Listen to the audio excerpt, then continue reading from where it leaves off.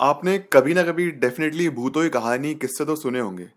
शायद अपनी दादी, नानी, दादू, नानू, किसी फैमिली रिलेटिव से या फिर दोस्तों से। और कहीं ना कहीं हम बड़ा फैसिनेटेड फील करते हैं ऐसी कहानियों से, क्योंकि जो चीज़ हमको नॉर्मल नहीं लगती, जो फिजिकल वर्ल्ड में हमको आम दिनों में देखने नहीं मिलती हैं, ये चीज़ हमको फैसिनेट भी करती हैं। जैसे एलियंस का डिस्कशन हो गया, व्हाट हैपेंस आफ्टर डेथ, दूसरा यूनिवर्स एग्जिस्ट करता है कि नहीं। सो एक चीज़ तो समझ चुके हैं कि जो जो हमको रोज नहीं दिखता है वो हमको फैसिनेट करता है, और करना भी चाहिए। तभी ऐसा दिमाग हमारा इवॉल्व करता है, इनके बाद रिसर्च करना शुरू करते हैं, तभी ह्यूमन साइकोलॉजी या फिर ह्यूमंस आगे इवॉल्व करना शुरू करते हैं, आगे बढ़ते हैं। एक फेमस कोटेशन मैं कई बार बोलता भी हूँ, absence of evidence is not evidence of absence. यानी कि अगर किसी चीज का एविडेंस अवेलेबल नहीं है तो उसका मतलब ये नहीं कि वो चीज एग्जिस्ट नहीं कर सकती है। मे बी हमारे पास अभी वो टेक्नोलॉजी नहीं है, मे बी हमारे पास अभी वो इक्विपमेंट्स ही नहीं है, अभी वो यंत्र नहीं है इसके थ्रू हम पता लगा पाए कि ये चीज है भी या नहीं। और नकारना किस चीज को एक्चुअली हमारी ईगो होगी या फिर हमारी बेवकूफ़ी होगी। हर चीज के पीछे रिसर्च चलती रहनी चाहिए, क्योंकि कई बार साइंटिस्ट आए, किसी ने कहा कि ये सही है, उस चीज को माना, फिर उसके बाद उसके ऊपर रिसर्च हुई तो पता चला कि वो पहले वाला साइंटिस्ट ने ठीक कहा था, लेकिन अब इसको और इवॉल्व होने की जरूरत है। फिर जो सेकंड साइंटिस्ट आया उसने कुछ कहा, उसको फिर और बेटर किया गया, थर्ड साइंटिस्ट ने, फिर फोर्थ साइंटिस्ट ने। तो हमेशा रिसर्च चलती रहती है टॉपिक्स पे, कुछ बेटर होता रहता है। तो मेन मुद्दा ये है कि भूत प्रेत घोस्ट एग्जिस्ट करते हैं या नहीं। वैसे तो उसके पास इस टॉपिक के ऊपर मेरे पास एक कहानी भी है जो मैंने सुनी थी अपनी नानी से। उसके ऊपर मैं कभी बाद में वीडियो बनाऊंगा। एक्चुअली दो कहानी है जिनके ऊपर मैं कभी बाद में वीडियो बनाऊंगा। सो द पॉइंट इज कि क्या घोस्ट एग्जिस्ट करते हैं। काफ़ी लोग आप में से एग्री करेंगे, काफ़ी लोग डिसएग्री करेंगे। तो इसका थोड़ा जानते हैं कि क्या पॉसिबिलिटीज़ है। जैसे मैंने अभी आपको कहा, absence of evidence is not evidence of absence. और मेरे दादू जो है हमेशा अक्सर ये कहते हैं कि बेटा हमारा दिमाग इतना भी इवॉल्व नहीं हुआ है, इतना भी हम नहीं सोच सकते हैं कि हम कुछ नई चीज़ सोच पाएँ। मतलब अगर कोई वर्ड कॉइन किया गया है, मतलब जैसे वर्ड, वो मैजिक एग्जांपल दिया था, मैंने उनसे पूछा कि दादू क्या जादू या मैजिक एग्जिस्ट करता, बहुत पहले पूछा उन्होंने, मैंने उनसे, मैं 5-6 साल का रहूँगा। तो उन्होंने तब मुझसे कहा था कि अगर कोई वर्ड बाहर निकला है तो डेफिनेटली कुछ ना कुछ एग्जिस्ट करता होगा।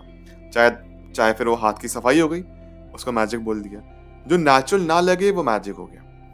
सो सिमिलरली जो भूत प्रेत हैं वो नेचुरल नहीं है, तो इसलिए हो सकता है कुछ ना कुछ एक्सपीरियंस रहे होंगे लोगों के।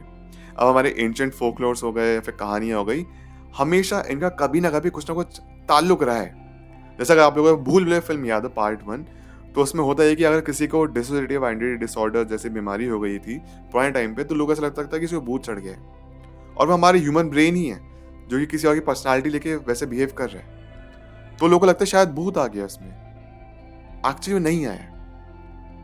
लेकिन अगेन हम इस चीज को डिस नहीं कर सकते कि भूत नहीं होते या फिर भूत नहीं है, क्योंकि भानगढ़ जैसी जगह पे जहाँ पे ऑफिशियली मना किया गया कि रात को जाना खतरनाक है, कुछ रीजन होगा, कुछ रिसर्च की गई होंगी। अब हो सकता है ये भी होगा कि हमारी ह्यूमन साइकोलॉजी ऐसी ना कि किसी ने कह दिया यहाँ भूत है, तो उसका सोच के उसको हेलुसिनेट करने लगेंगे, इल्यूजन्स होने लगेंगे कि यार यहाँ भूत है, मुझे भूत दिखा है, ऐसा है वैसा है। ये भी चीज़ है। वैसे सिमिलरली एक भूता पेड़ का नाम का एक एपिसोड था पंचायत सीजन 1 में, अगर आप लोग याद हो, तो वहाँ पे एक फेक कहानी फैल गई थी। एक पेड़ है जो कि पीछा करता है आपका, और बाद में पता चलता है वो इंसान दरअसल में नशे में था, जिसे सबसे पहले रूमर फैलाने शुरू किए थे। But again we can not this lot of things. बहुत चीज़ें कहानी किताबों में कभी एक्सप्लेन नहीं की जा सकती हैं जब तक वो सामने आप खुद एक्सपीरियंस ना करें। जैसे बहुत लोग बोलते हैं ना कि जब तक मेरी आंखों के सामने नहीं होगा उस चीज़ में नहीं मानूंगा मैं। गुड, अच्छी बात है, नहीं माननी चाहिए।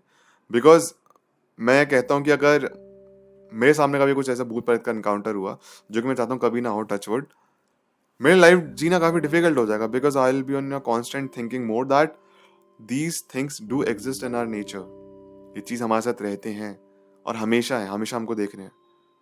वो थोड़ा घबराहट वाली चीज़ जाएगी।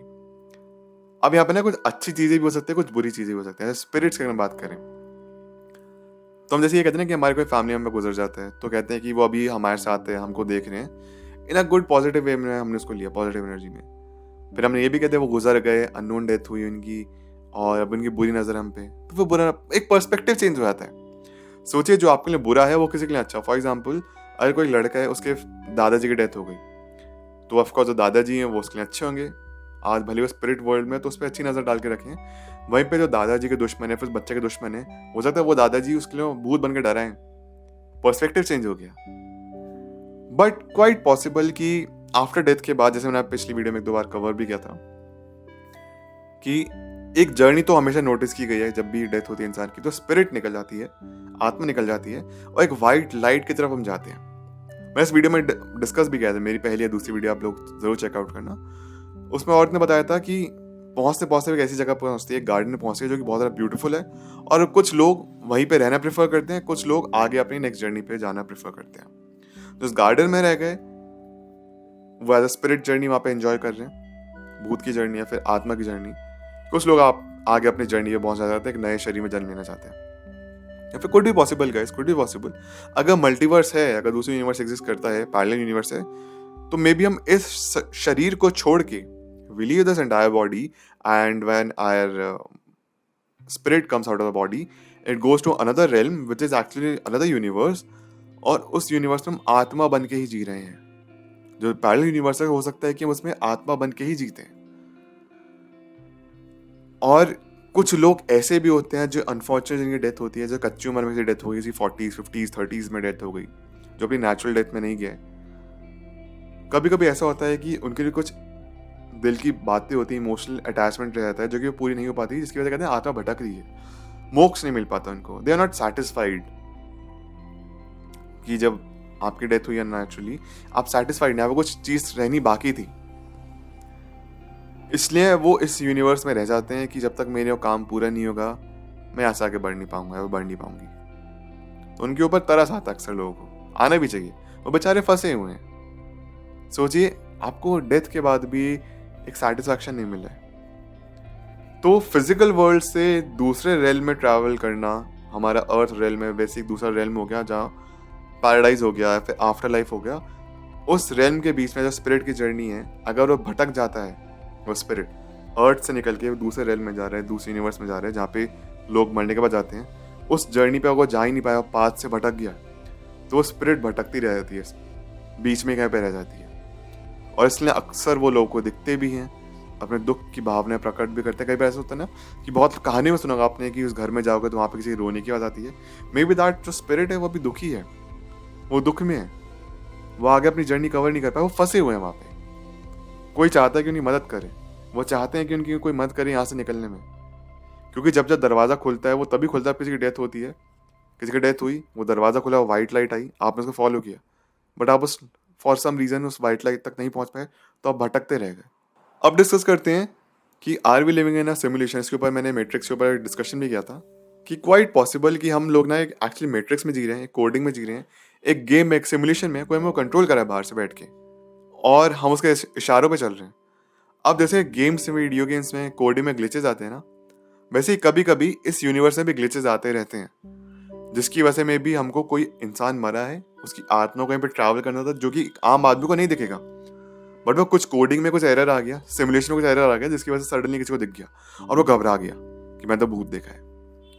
उसने सही देखा है, शायद भूत ही देखा, आम भाषा में उसको भूत कहेंगे, लेकिन वो एक स्पिरिट थी जो कि अपनी जर्नी कवर करी थी इधर से उधर, और वो यूनिवर्स के एरर की वजह से, क्योंकि कोई चीज परफेक्ट नहीं होती, यूनिवर्स में गड़बड़ है, उस एरर की वजह से वो सडनली ग्लिच हुआ, हमको सामने दिखा,